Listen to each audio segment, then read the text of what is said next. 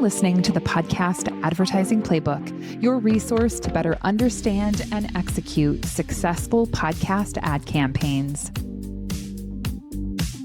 Hello and welcome to the Podcast Advertising Playbook. I'm your host, Heather Osgood, and I am joined today by James Cridland. Many of you know James, I am sure. He is the editor of Podnews. Welcome to the program. Oh, it's great to be here. Thank you so much for asking.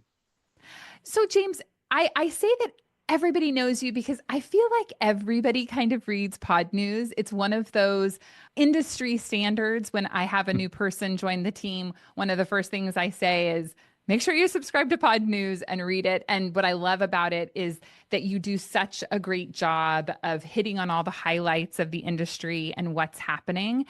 I'm curious, how did you get involved in podcasting and what made you decide to start a newsletter? Well, I got involved in podcasting way back in early 2005. I was working for a radio station at the time, Virgin Radio out of London. And my job was essentially to get our output on as many speakers as possible. The same month that I launched the first mobile phone app for a radio station, which was a story in itself, I launched a catch-up podcast for the breakfast show that we made mostly automatically, but seemed to work really well. And I think within a few short months, we were getting 11,000 downloads per episode, which was amazing for 2005. I'm not sure that those would necessarily be IAB compliant downloads these days, but that was super good. So I've been involved really in podcasting really ever since it started. I ended up speaking at the first podcast conference in the UK in June of that year and worked for the BBC as well. More recently, I'm a radio consultant as well, and I was at a radio conference in LA, and I was sitting with a friend in the bar after the conference, and he turned to me and he said, "James, where do you get your news about podcasting?" And I said, "Oh, that's an interesting question. I've been writing a newsletter about radio for a long time." And I thought, oh, well, that's an interesting question because there really isn't anywhere. There was one newsletter which was really focusing on the podcast industry out of Brooklyn. And it was a great newsletter, but it wasn't necessarily the whole industry. And I thought, well, maybe that's something I can do. So within 2 weeks of getting home and working out how to do it, I started the Podnews newsletter, and it continues 7 years later. Mm-hmm. Yeah. What I remember that, and I remember the first time I read Podnews and just thinking how comprehensive it was and how you weren't just talking about one side of the industry. I know the newsletter I think that you're referring to was one that it felt very corporate to me, like we were only talking about some of the bigger players. And I really love that Podnews touched every aspect. And I guess I feel like I've always thought that there were two sides of the industry. There's the industry that is so corporatized, and then there are the independents that are so independent, right? And I'm always like, where's the middle ground in all of this? And really, that's kind of why I had created True Native from the get-go, was trying to create that middle ground, trying to say, hey, there is something between super scrappy and super overfunded, right? There is that middle place. And I feel like that is really a bridge that you created that hadn't been created for the industry. Yeah, well, thank you. I mean, I think there's a few things. I think, yes, absolutely. There are different podcast industries, and there's a really business side. You can see this at Podcast Movement, for example, where you can very much see the suits coming in, doing their own stuff, but then the creators are coming in and doing their own thing as well. And I don't know how accurate it is, but there's a stat that says that more than 90% of shows out there don't contain advertising at all.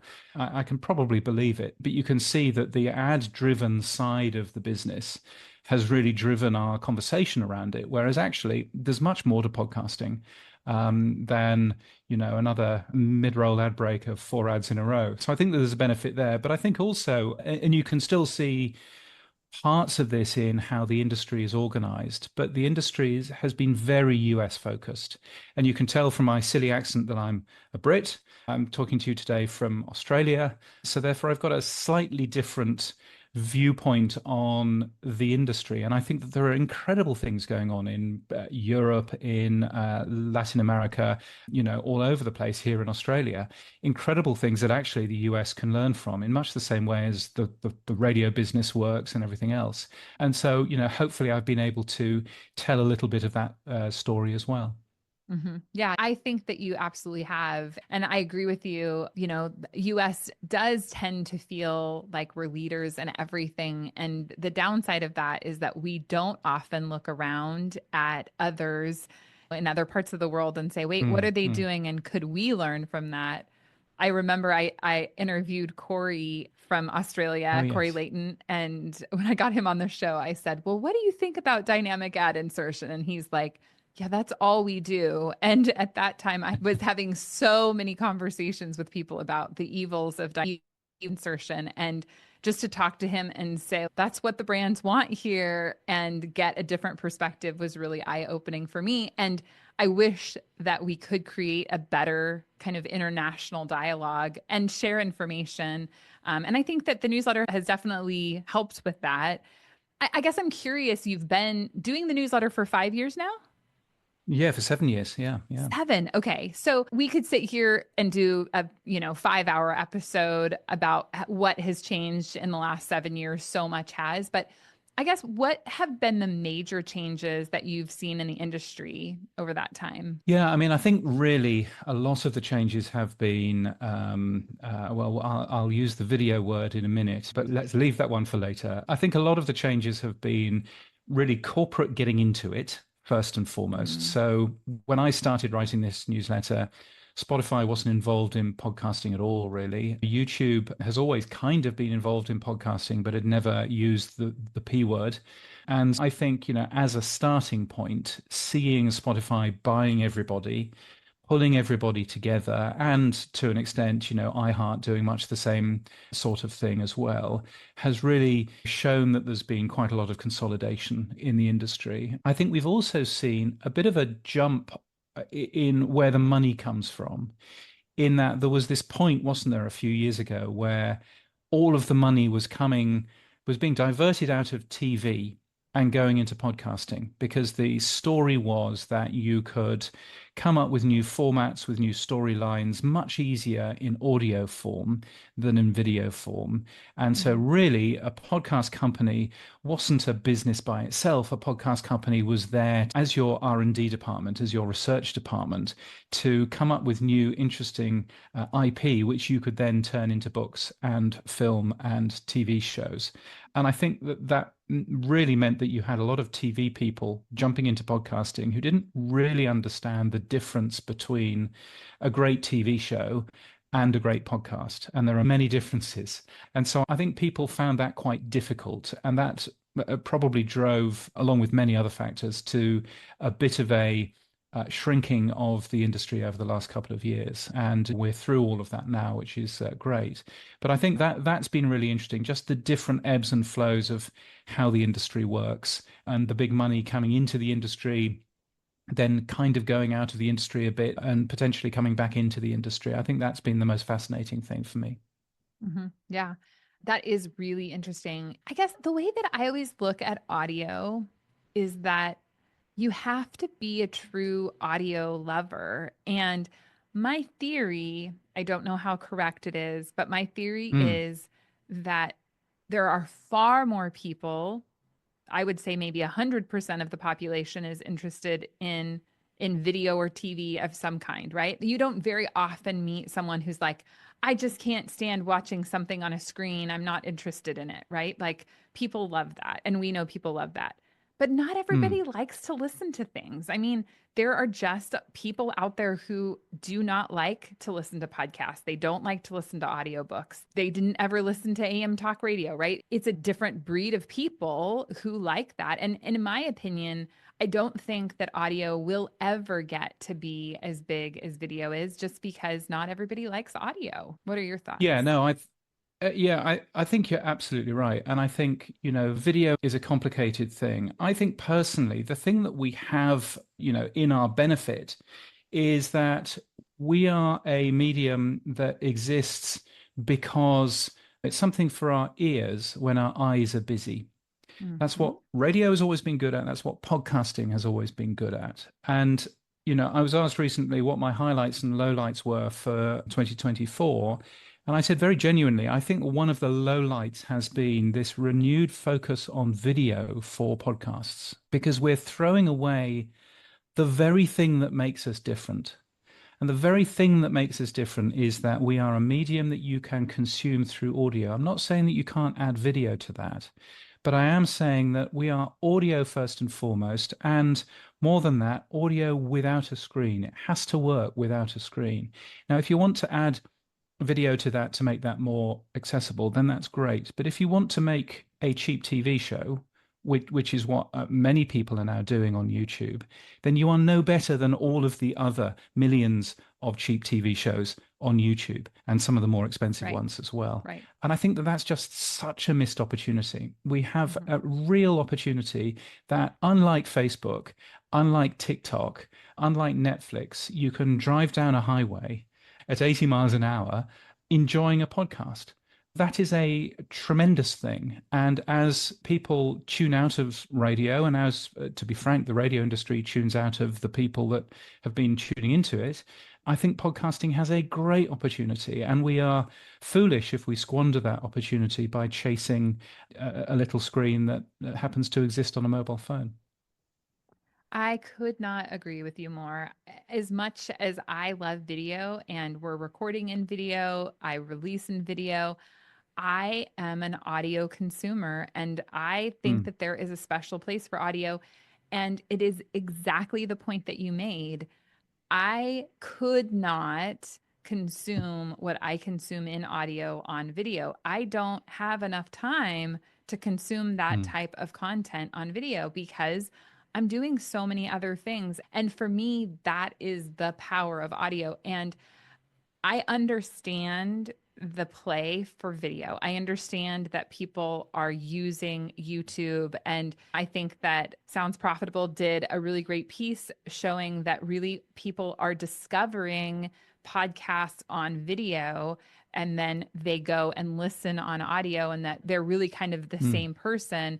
I see power in that because I do, and I mean, I hate to say this because I feel like it's so overused. I do think that there are discoverability issues with podcasts, and I think that YouTube kind of solves that. What I hate is that Spotify is making such a play for video, and they're pushing people so hard toward video that I believe that they are almost single-handedly the entity that is causing everyone to run around and have a frenzy about video. And Mm. there are 270,000 videos on Spotify right now, right? Like almost none when we compare it to YouTube. And Yeah, I hate that we are going to lose the essence of audio to video. yeah. That's not to say that we can't all be wonderful content creators and create content in many different arena, but let's preserve audio because it has such a special place. Yeah, and I think quite a lot of this is driven by the money side. It's driven by, it's easier to go out and sell video spots than it is audio spots in some cases. And so therefore Spotify and to a lesser degree YouTube see that as being a real benefit. YouTube appears to be, okay, podcasters, if you want to be on YouTube, then here's how to be on YouTube. Whereas Spotify, and I was at the big launch event in LA at the end of last year, Spotify is piling the money into video is best. We want you producing stuff in video. The people in the audience weren't podcasters. The people in the audio were YouTube influencers who Spotify wanted to make sure that they would upload their stuff onto Spotify as well. That's really Spotify's focus, to the point where the only time the P word was mentioned, the only time podcasting was mentioned in the big presentation from Daniel Ek and Gustav and various other people, the only time it was mentioned is that there was a session later on in the day that you could go to, which was called "What is a Podcast Anyway?" And I thought, well, there you go. There's a thing. So I think, but I also think, Heather, on the other side, it's a concern. in terms of people getting into podcasting. Because if you look in all of the podcast forums and stuff like that, you see people saying, okay, I've got an idea. I think I'm ready. I've done some research. I think I'm ready to get into podcasting. What camera would you recommend? No, stop doing the whole video stuff first. Focus on getting the product right first. Then you can add the video later. That's absolutely fine. But to focus on cameras and ring lights and all of that, it actually leads to, in my humble opinion, a worse experience in terms of audio anyway, Mhm. because, a microphone in front of us always sounds better than a little lav mic or various other things. So it'll always sound slightly worse. You can't edit quite as freely as you would. Sure. Just focus on the audio experience. And I think from my point of view, as someone that just wants to see more people podcasting, and by the way, that number has gone up over the last 12 months. But as somebody who wants to see more people podcasting, I think, again, the rush to video is a dangerous, dangerous world. Do you remember a couple of years ago when Facebook said that they were going to prioritize video? I And so do. you ended up having large newspapers and publishers spinning up their entire video departments just to make video for Facebook. And then one day, Mark Zuckerberg said, actually, no, we're not going to do that anymore. And loads of people lost their jobs. And it was just like, we don't need to go through all of that again. So yeah, and if you want to do video, great. You can absolutely do video alongside your show. If you're going to do video and you make a show called Serial, then that's going to be a documentary and that's going to be quite expensive for you to make. But if you want to make a video of this sort of thing, two people talking on a camera, that's absolutely cool. But make sure that it's a podcast first. Make sure that it works as a podcast in audio, because that actually is going to be where your habitual audience is. And the way that podcasting works, seems to work, certainly in my experience, is it's all to do with habit. I listen to the Mhm. same podcast when I'm in the supermarket on a Saturday morning. I listen to the same podcast when I'm walking my dog every day. I listen to the same podcast every week, every day when I'm doing certain chores. There's always a podcast that accompanies that. And I know that I'm not alone. And I know that radio in many ways has worked in that way. You wake up to the same breakfast show in the morning. You listen to the same thing in the afternoon. Podcasting has changed that for the better. And I think that's where the industry should be putting its focus, I think. Yeah. One of the things that I find really fascinating is when you look at the statistics of podcasts in terms of engagement, they're really off the charts, right? I mean, in terms of time spent listening to a podcast and compared to how long people watch videos or how long people engage on social media with a Mm. single, they're not even really in the same ballpark. The time spent listening to a podcast is so much greater than time spent with video. And that engagement and that connection between between the audience and the host it's so substantial. And it kind of breaks my heart just a little, right? That we discount that and we say, oh, we need to be this brighter, shinier object when what we are is so amazing. And I Mm. hate the idea that we're trying to move away from that. Yeah, yeah. And I think you can see in both Apple, Spotify, and YouTube, you can see your retention information. All of the three big platforms, because they run their own players, can show you exactly where somebody skipped, exactly where somebody stopped listening to that particular episode. And I always find it fascinating because you compare something like Apple Podcasts, where, I mean, weirdly, the daily podcast show that I do has an average retention of 120%. That means that actually people are going back and listening to bits, which is, I can't quite get my head around. But most shows have an average retention of about 75, 80%. So 4 out of 5 people are making it to the end, or near the end, which is an incredible thing. You look at YouTube even gives you typical retention. And so typical retention on a 3-minute video, typical retention is between 10% and 30%. It's just so much different.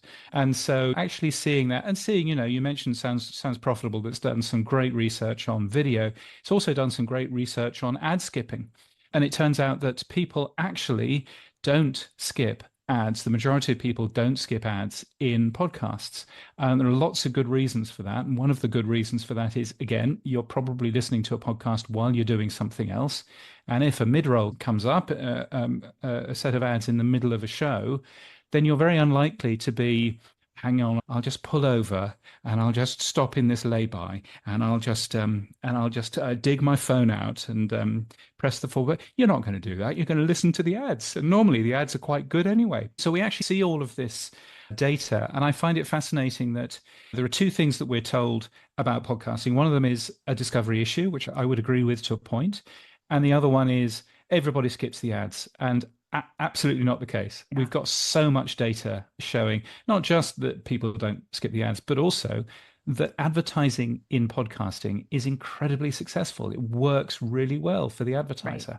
Right. I used to write radio commercials. I used to have the unenviable job of going in to see a direct client after they'd run a ad campaign that I had written and I had given them advice on, I've been for in those them to shoes tell me myself. how it had worked. Yeah. And that's a scary thing of going in and going, okay, you spent tens of thousands of dollars on this radio campaign that I recommended you to do. How did it work? And partially, of course, they're going to negotiate, shall we say, to get a better deal next time. But also, yeah, you learn an awful lot from that, I think. And the way that podcasting works for clients is, to me, still really surprisingly good, So yeah, it's a good thing. Yeah, it really is. And but to me, it does come back to that concept of really having an engaged audience.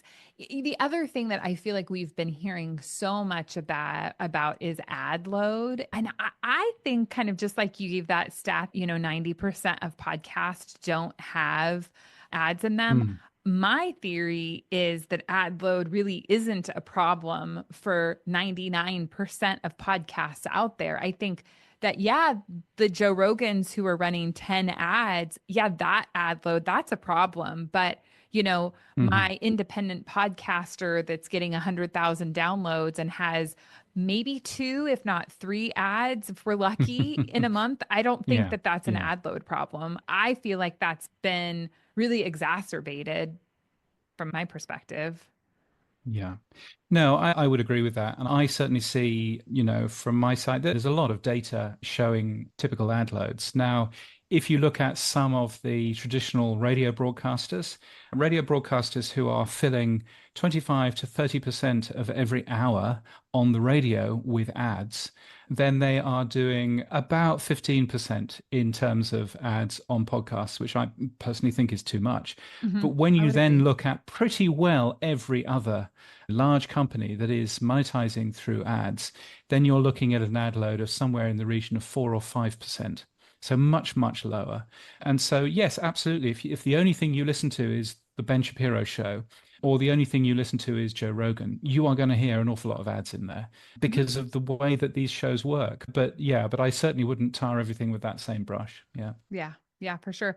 So, one of the, I guess, issues that we love to throw around in the podcast industry is that the metrics are an issue, right? That the analytics aren't as good as they should be, and that creates buying issues. I would say Mm. that since we have had the Pixel, that has helped immensely. I don't feel like we hear as much about that anymore because bigger companies are able to implement pixels, they're able to implement lift studies and can actually see what is happening.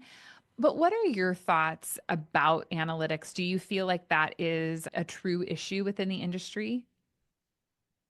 Yeah, I mean, I think it's much less of an issue now, as you say, not just the pixels and the work that brand attribution companies can end up doing, but I think also we've got a lot of data from Apple, from Spotify, and from YouTube, Hmm. and they are the big three in terms of consumption. And they're not the same as everybody else, but they're pretty close. So I think you can actually have a look in there. The frustration I have is that all of those three count things differently. A download is not necessarily the same as a download in one of these services, and a listen is not the same as a listen. But once you get over that, there's an awful lot of data that actually exists in there. But I also think that the download information that we also get is super useful as well. We can use that for all kinds of things as well. And it's just such a nice mix of actual server information, information that you can get through research-based tools like Edison's podcast metrics, as well as some of the more, attribution information that you can get from Pixels and services like Podscribe and those sorts of things. So I think we're in such a good position in comparison to a newspaper publisher or even a radio broadcaster who gets to see so much less information. I think we do fantastically well. Is it going to be as good as, you click the ad banner and you can follow that person through to the purchase? Well, yes and no. I mean, we only have to look at the recent stories about Honey and about Capital One's shopping service as well to realize that actually those attribution services don't necessarily always do the job as well. Right. It's weirdly, Honey gets all of the attribution numbers, even though a ton of podcasts have been driving people there. So I think in terms of all of these, I got a very well-known researcher very annoyed because I've written a very long piece on my website all about how podcast stats work. And at the end of it, it says, all research is flawed. It's just that some research is more flawed than others. And, and he gave me a ring and he was most upset. How can you say that all research is flawed? But I think we're in actually a good place. Could it be better? Yes, absolutely. But we've got that balancing act of podcasting being an open medium where Yeah. you can listen wherever you get your podcasts. There are over 100 different podcast apps out there. Are there really? I mean, it's a tremendous number. And about a third of all podcast listening is actually done through a podcast app, which isn't Apple, Spotify, or YouTube. So there's a lot of things out there. But what that does mean is that we will never get one-to-one numbers in the same way that we do from YouTube, because YouTube has been historically the only place to upload video. So there's that balancing act between an open, healthy RSS ecosystem, which is what podcasting runs on. And therefore, that means that the stats that we get will always be, hamstrung is probably the wrong word, but we'll always have to bear that part of the industry in mind. Independent podcast app developers are not going to put in instrumentation tools that feed back to somebody else because, I mean, why should they? So we will always end up with that. Right, right. What I try to go back to is this idea that it's kind of like an open sourced idea, right? If we wanted to be one platform like YouTube, or if everybody just wanted to jump right on Spotify and say, to heck with everyone else, then yeah, we could have all the data that we wanted, but that isn't the nature of what podcasting is. And I think making sure that we're communicating that, which is, it also gets back to the richness of the industry, the richness of what it is that we're creating. And we have just come so incredibly far in what we can provide that I feel like we have definitely crossed over to the other side. And it does, to me, really feel in the conversations that we have with the advertisers that more and more companies are interested and open. And I feel like it's a very positive thing. Now, you had written an article, How to Understand Podcast Stats. You wrote that article originally in October of 2023. You updated it in November of 2024. And I will say, I really believe that this is the most comprehensive article that I've ever read about stats. If you're somebody who is buying podcast advertising, if you are a podcaster and you have not read this article, I would highly recommend that you read it, because I do feel like that is one of the challenges that we face, and that I know I face as a seller, is that everyone uses kind of a different terminology to talk about something, and it makes it really difficult to determine what number is this actually that we're looking at. And I believe that that continues to be a struggle for buyers, because when they're communicating with these sellers, they're not sure what the number actually is. Yeah.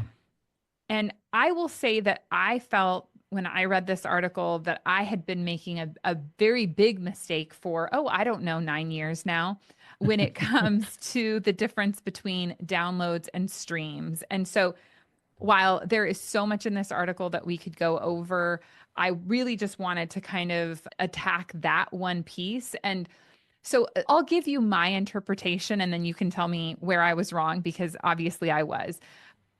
I had my understanding was that when you actually downloaded a podcast episode to your phone, right? Your whatever listening app you're listening on, much like I think about when I take a flight and I download something from Netflix to watch while I'm on that flight, right? I'm actually Mm, downloading mm. that. And what I've been telling people for years now is that most people don't actually download a podcast. Most people stream a podcast because most people are finding the show that they want and they're hitting play and they're not actually downloading that to their phone.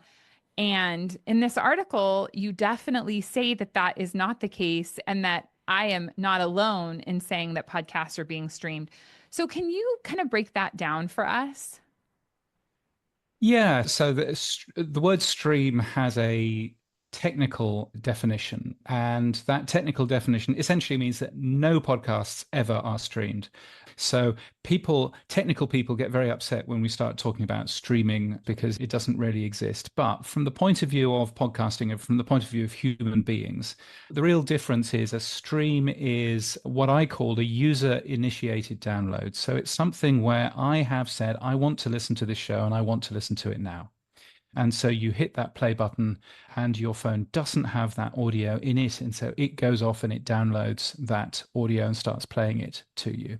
That's what most people call a stream. And a stream is different to a download, obviously, because your phone, if you're using Apple Podcasts, as still, 30-40% of people do, Mhm. your phone will probably download the next episode that you're going to listen to because Apple believes very strongly in conserving your bandwidth, conserving your mobile data, and will normally automatically download the next episode that you're going to have a listen to while your phone is on its nightstand and charging overnight. Now, just because it's downloaded doesn't mean that it's played. And so that's really the difference. A download is a download. It can sit on your phone forever. Mhm. A stream is when somebody is actually having a listen to that particular show. And normally, as a user-initiated download, it means that that download is happening at the same time that you have pressed that play button, which is useful for advertising. Because obviously, if you're listening to a show that your phone has downloaded two days ago, then the ads are going to be 2 days old. And that's normally absolutely fine. But for a few things, don't forget tomorrow night is the Super Bowl. That's not going to work. So, we just need to bear that sort of part in mind as well. But in most cases, if you're looking at Spotify, pretty well everything is a stream. If you're Mhm. looking at YouTube, pretty well everything is a stream. It doesn't have to be, but it is normally. If you're looking at Apple Podcasts, it's considerably more downloads than streams. And once you start going into the world of independent podcast apps like Overcast and everything else, then there's more and more streaming on more and more of these services. So it's an interesting thing to get in the weeds of. But the basic thing is a download is just a download. It doesn't tell you whether or not it's been heard. And a play or a stream really means that, yes, it has been heard. It's been heard by a human being that has pressed a play button. Yeah, yeah. Yeah, and I guess I do want to clarify that obviously I've been selling advertising in this space for a really long time. And of course, like I grasp all of those things. I guess it's just that terminology piece. And now having a technical team member, I realize how terminology really does matter when it comes down to the actual function of what is happening on the technical side of things when you're pushing that play Yeah. button. And I felt like that was, I mean, to me, that is a really fascinating thing. And I will say that when it comes to analytics and metrics in podcasting, I do think that that is still a barrier, right? I know in the article that you address Yeah. the concept of a unique listener, and that is a really difficult piece, right? Because I know you've got a method about how most people are collecting these unique listener numbers, but coming up with the size of an actual audience in podcasting isn't particularly easy. Yeah. Yeah, I mean, it's easier if you look at things like Spotify and Apple Podcasts, which Sure. has actual numbers because everybody is signed in. And then, of course, you can take that number, which is a pretty good number, and multiply that up. So there are ways of doing it. But yeah, podcasting is a peculiar beast because of the fact that it has grown up as an open technology that nobody really owns. That has really meant that the stats are, we need to get our head around the stats. And what doesn't help is some large companies call things different names, whether that's the available advertising. If it's a host read ad, there's a one large company out there that calls a host read ad a sponsorship. That's not very helpful because it means that if you're talking to advertisers are being told that different things are called different names. And it would be wonderful if we could just agree that a host read ad is a host read ad, or however we end up wanting to call that. And similarly, the IAB did some really good work 3 or 4 years ago in standardizing how we measure downloads, how we measure unique users, which doesn't really measure unique users, it measures unique devices. But the IAB has done a really good job of standardizing all of that so that we do know when we're looking at stats from all of these other services what a download is, what a listener is, what an ad delivery is, and all of that kind of stuff. We don't necessarily get that slightly annoyingly from Apple and Spotify, who have their own definitions. And it'd be lovely if they were to use the same as the rest of the industry does. But I think consistency really helps. Consistency helps for advertisers, helps them understand what it is that they're buying. But consistency also helps for creators to help them understand what it is that they're actually doing. And I think that that's really helpful. Yeah, absolutely. Well, and it was really difficult in 2024 to see so many drops in numbers from the iOS update. And it was difficult to have conversations with podcasters who were like, I just don't understand. Why did my audience get smaller? And having to say, your Yeah. audience didn't actually get smaller, but it's Yes. difficult, right? And I think that it would be so lovely if we could say, this is the exact size of this audience. But it's just not the Yeah. reality. And one of the things that we try to communicate is that you're buying impressions, right? Like when we're doing dynamic Yeah. ad insertion, which, oh, by the way, that's another challenge for me is I still feel like on a weekly basis, people are like, I don't want to do dynamic ad insertion because I want to do host reads. And I'm like, yes, and you can do host reads with dynamic ad insertion. As And well. it Yes. kills Yeah. me that we're Yeah. still having this Yes. conversation, but it's really about that impression. And if we can deliver an ad impression and we understand that ad impression, at the end of the day, I feel like that's really the most important stat when it comes to advertising. Yeah, no, absolutely. I mean, I would go further, Heather, and I would say that the most important stat when it comes to advertising is did it work? That's Yes, that that's is the probably most the most important stat. Yes, yes, yes, it's for probably the sure. most important thing. But yeah, no, absolutely. And and of course it gets more complicated because unlike a magazine, the ads that one person might hear are different to the ads that another person might hear. It's one of the favorite things that I have being here in Australia in is that typically you will hear a podcast going to an ad break and they will say, we'll be back right after this. Then there's a beat pause, and then it's welcome back because nobody has sold the ads here. I'm sure that Corey will be dealing with that as soon as he can. But yeah, so I think that there's a whole range of complication. And I think one of the things that's incumbent on us is to try and explain as much as possible, as much of this stuff. I don't know if you read The Economist, but The Economist, I've always found it fascinating where you read The Economist and every single company has to have a descriptor of what that company is. So it won't just say Apple, it will say computer and mobile phone manufacturer Apple said today, and it will do that absolutely religiously for every single company. And I remember reading it a while back and thinking, this is really weird. Why do they do that? And then suddenly realized, well, of course, this is the on-ramp for people that don't know. I mean, everybody knows what Apple is, but people who don't know what some of these other, Rio Tinto, what's that? Well, it's a mining company or all that kind of stuff. And so it's something that I've always tried to, I don't do very well, but it's something that I've always tried to end up doing in the podcasting world, is to explain who all of these companies are, because we might be familiar with companies like Acast or iHeart or Spreaker, but quite a lot of people who are new to the industry, and there are an awful lot of people who are new to the industry, simply don't know who these people are. And so I think it's really incumbent on us to help people to explain and to try and avoid the mistakes that a lot of industries have done of making themselves so inaccessible to new people who are in that industry. And you spend a year, 2 years trying to understand how TV works or how radio works. We don't have that luxury. So let's try and help people start as quickly as they can. Yeah, absolutely. One thing that I have felt, and I am sure you have as well, is that this is not a static industry. Things change so quickly. And just as you feel like you have grasped all of the pieces, something else moves and it's all new. So it keeps things interesting. I'm never boring here in the podcast space, that's for sure. Absolutely. Absolutely.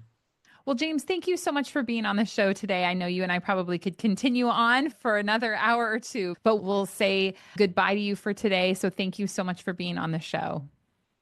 Oh, it's been a great pleasure, Heather. Always good to talk to you, and thank you. Thank you for listening. I hope that you have enjoyed this episode. And if you are not a subscriber of Podnews, I highly recommend that you go and subscribe, because if you want to know everything about the industry, you will find it there. Thanks for listening, and we'll catch you again next time. Thank you for listening to the Podcast Advertising Playbook, your source to a better understanding of the podcast advertising industry.